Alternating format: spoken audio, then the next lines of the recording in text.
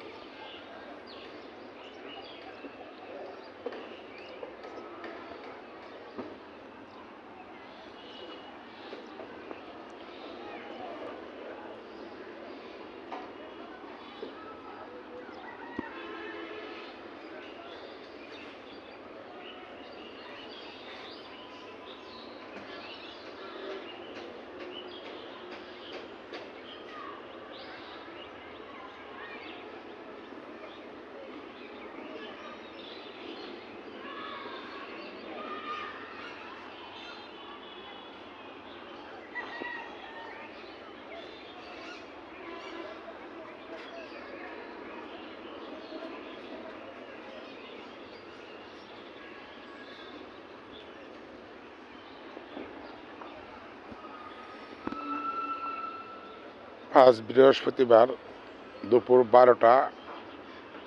এই হলো আমাদের ভৈরবের অঞ্চলের শীতের অবস্থা। রৌদ্র উঠে গেছে, তবে সকাল থেকে কিছু শীত রয়ে গেছিল। নিশ্চয়ই বাংলাদেশের বিভিন্ন জেলায় অনেক জায়গায় শীত রয়ে গেছে। তাই কার অঞ্চলে কতটুকু শীত রয়ে গেছে কমেন্ট করে জানাবেন। ধন্যবাদ সবাইকে। লোকেশন ভৈরব কমলপুর, ভৈরব কিশোরগঞ্জ।